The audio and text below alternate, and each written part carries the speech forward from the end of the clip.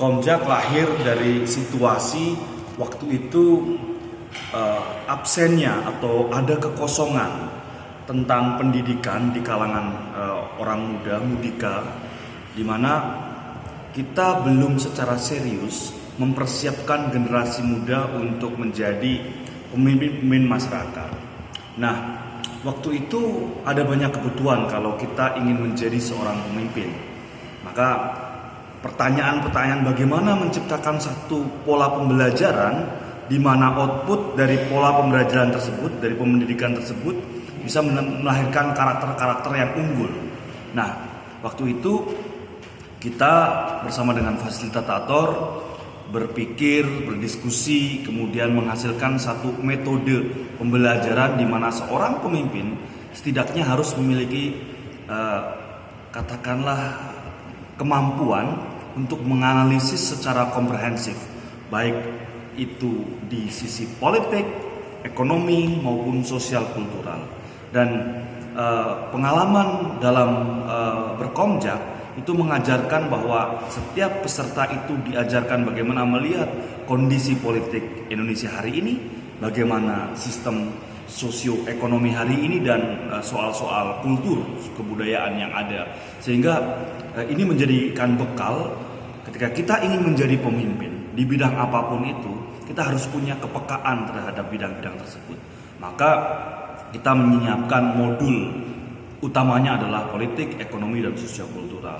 Kemudian tidak cukup di sana, kita berpikir bahwa menjadi kader atau menjadi peserta komjak itu tidak boleh hanya pinter buat dirinya sendiri.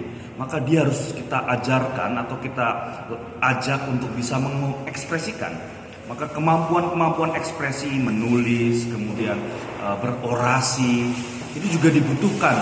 Jika Anda mau jadi pemimpin, tidak bisa Anda hanya berdiam diri saja dan menjadi pintar untuk dirinya sendiri. Dia harus mampu mengartikulasikan ide, gagasan, analisisnya, dan meyakinkan orang untuk bisa dan bersama-sama dengan orang-orang tersebut menuju pada satu ide yang diciptakan bersama. Nah, ini hal yang melatar belakangi Komjak 10 tahun yang lalu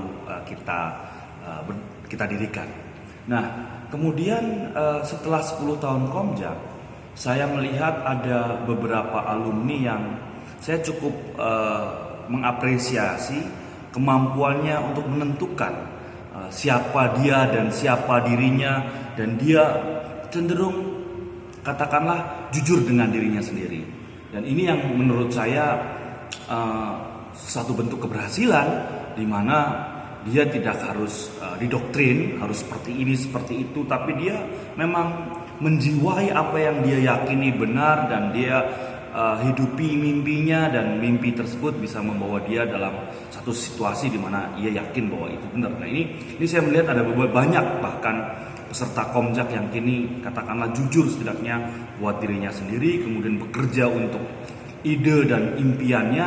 Dan saya berharap orang-orang yang pernah terlibat di dalam Komjak menularkan setidaknya pertama-tama cara pandang untuk melihat persoalan secara lebih komprehensif, secara lebih dalam, secara lebih struktur gitu ya. Kita lebih menggali persoalan, kemudian mengasah sensitivitas, mengasah perasaan dengan kita observasi, dengan kita ikut merasakan menjadi bagian dari persoalan tersebut, dan akhirnya kita mencoba berbuat untuk memperbaiki situasi tersebut. Kita tidak berdiam diri.